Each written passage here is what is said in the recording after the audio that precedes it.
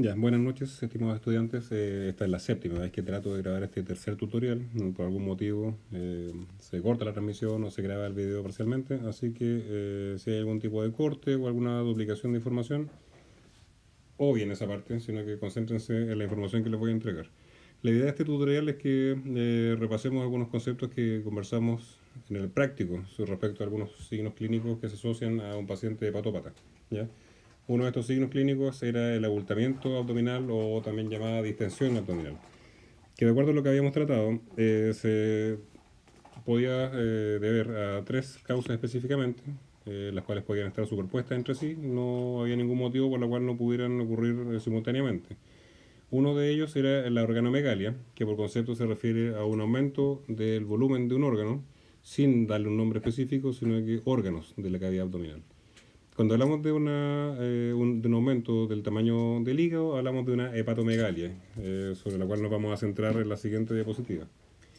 Una segunda posibilidad es que este aumento del volumen abdominal o distensión se deba a una efusión. Recordemos que el concepto de efusión se refiere a un aumento de la cantidad de líquido en la cavidad abdominal, y este líquido podía ser un trasudado, es decir, un líquido correspondiente a edema, o un exudado, es decir, naturaleza inflamatoria, ¿ya?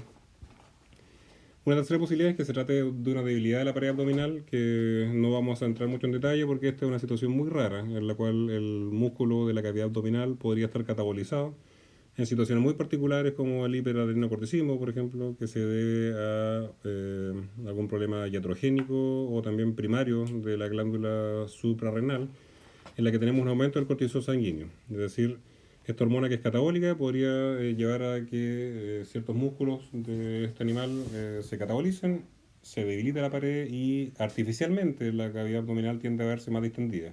Pero los órganos y la cantidad de líquido presente es normal, ¿ya? Por lo tanto, no vamos a entrar mucho en detalle. Ahora vamos a hablar sobre organomegalia, efusiones y en qué situaciones podríamos encontrarlas y cuándo se relacionan entre sí y cuándo muchas veces no tienen nada que ver una con otra, ¿ya? Vamos a hacer la primera pausa, por si acaso el video se está guardando por partes, así que esos cortes hagan como que no lo están viendo. Ahora, respecto a la organomegalia, que se refiere específicamente al hígado, es decir, a una hepatomegalia, podemos encontrar que se define, o hay dos grandes grupos. Uno, que esta hepatomegalia sea de tipo generalizada, es decir, todo el órgano en su totalidad se expande de manera simétrica. Y la segunda posibilidad es que esta hepatomegalia sea de tipo focal o asimétrica, es decir, el hígado se agranda, pero no totalmente, sino que ciertas zonas de este órgano se tienden a agrandar. Respecto a este último caso, lo más frecuentes son las neoplasias. Ya un tumor primario o focos metastásicos tienden a infiltrar el hígado y podrían provocar este agrandamiento. También lo son los abscesos, quistes, por ejemplo el quiste diatídico o focos de regeneración. Vamos a centrar un poco más nuestra atención a la hepatomegalia de tipo generalizada, en la cual podemos tener que se debe a infiltración, congestión o hipertrofia, ya, de los hepatocitos. Respecto a la hepatomegalia por infiltración, tenemos tres situaciones más o menos que podrían darse. Una es que tengamos una infiltración por células inflamatorias, es decir, el hígado está con hepatitis. ¿Ya? Ahí el hígado entonces se agranda por este exudado inflamatorio. Una segunda situación es que se deba a una neoplasia. La mayor parte de las neoplasias realizan infiltraciones o hepatomegalias de tipo asimétrica, pero hay algunos casos de neoplasias que me ha tocado ver, que son los linfomas, por ejemplo, esta neoplasia primaria de origen linfoide, en la cual los linfocitos a veces infiltran al hígado de manera difusa, ya no formando focos neoplásicos, sino que muchas veces son una infiltración generalizada en que el hallazgo clínico, muchas veces ecográfico, es que todo el hígado está agrandado y a la biopsia muchas veces aparece que está con una infiltración de tipo neoplásica linfoide. Y una tercera situación mucho más rara es la hematopoiesis extramedular, en la cual el hígado retoma su función embrionaria de ser hematopoyético en situaciones muy particulares, por ejemplo, en el caso de una anemia crónica. Es muy raro, ¿ya? Pero ocurre, en la cual el vaso y el hígado retoman esta función y muchas veces están aumentadas de tamaño. La más frecuente de las infiltraciones por casuística es la hepatitis, ¿ya? Infiltración de tipo inflamatorio.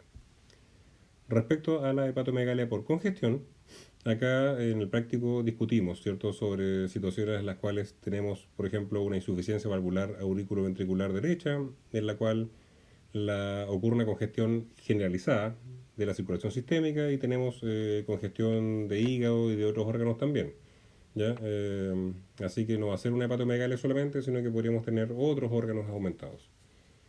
Si esta congestión ocurre en la vena hepática, claro, ahí podríamos tener que la congestión ocurre a nivel hepático, dilatación de los sinusoides, inicialmente centrolobulares y finalmente podemos tener un órgano completamente agrandado por congestión. ¿Ya? Ahí entonces la parte vascular está alterada. Y la tercera, o el tercer grupo de causas de hepatomegalia generalizada es la hipertrofia hepatocelular, en la cual tenemos algún tipo de sustancia que está infiltrando ahora los hepatocitos y estos se hipertrofian. Dos situaciones más o menos frecuentes es la lipidosis hepática y también la degeneración vascular, que muchas veces van de la mano a la congestión hepática. Ya recuerden que la hipoxia que se asocia a la congestión podría causar esta degeneración de tipo vascular. Ahora sigamos este tutorial hablando de dos casos particulares que hablamos en el práctico. Uno que se refería a una situación de congestión, ¿ya? ¿Por qué tenemos abultamiento abdominal en el caso de una congestión? La segunda situación es ¿por qué tenemos abultamiento abdominal en el caso de un paciente con cirrosis hepática? Les adelanto que en el caso del hígado que está congestivo, ahí efectivamente tenemos abultamiento abdominal por hepatomegalia, ¿ya? Pero en el caso de la cirrosis hepática, el hígado está tan alterado por estos focos de regeneración defectuosa y por este depósito de colágeno que el hígado no está agrandado, ¿ya? Sino que a veces todo lo contrario, está más pequeño.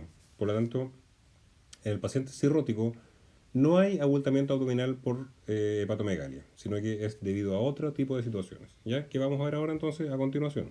Acá les presento un esquema bastante esquemático, pero para no utilizar imágenes protegidas por derechos de autor, acá hicimos un esquema muy simple donde se muestra el corazón en el centro, pulmones por un lado, el lado derecho, hígado, ¿cierto? Y su conexión con la vena porta con los órganos del aparato digestivo.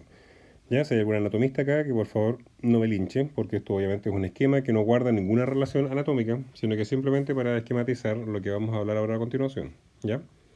Ahora hay algunos efectos especiales que voy a hacer aquí, así que si hay algún productor o me está escuchando en este momento Steven Spielberg, estoy abierto a negociar algún tipo de contrato para hacer alguna película. Ya. Primera situación. Tenemos entonces el hígado, ¿cierto? Con su vena porta, por una parte sale la vena hepática, acá lo voy a ir marcando, sale la vena hepática del hígado y por otra parte llega la sangre a través de la arteria hepática, ¿ya?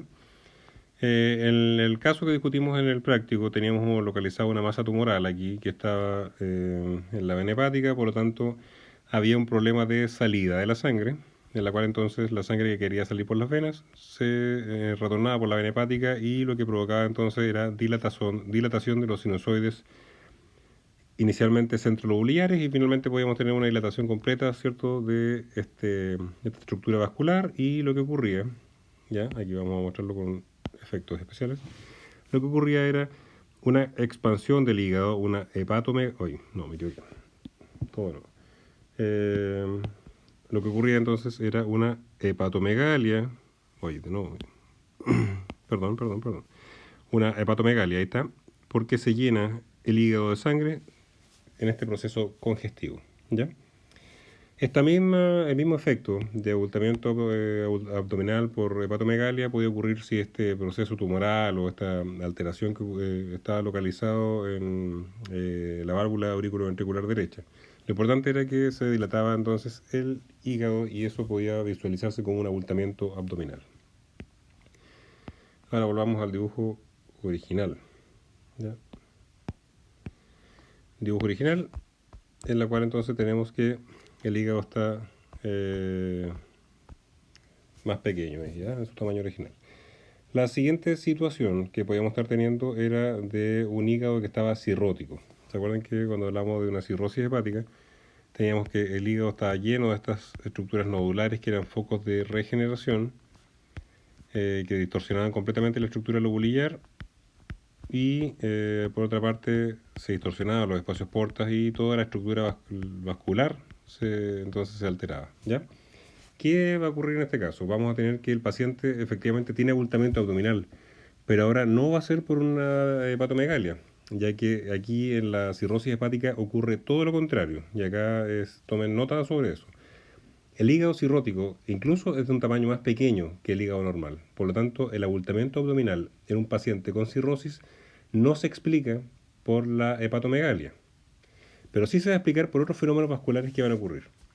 Si el hígado se está convirtiendo ahora en una barrera, una resistencia para la circulación de la vena porta, lo que vamos a tener es que la vena porta, por una parte, va a tratar entonces de llegar al hígado, pero lo que va a ocurrir entonces es que esta sangre se va a devolver, causando obviamente una congestión de la vena porta, ¿ya?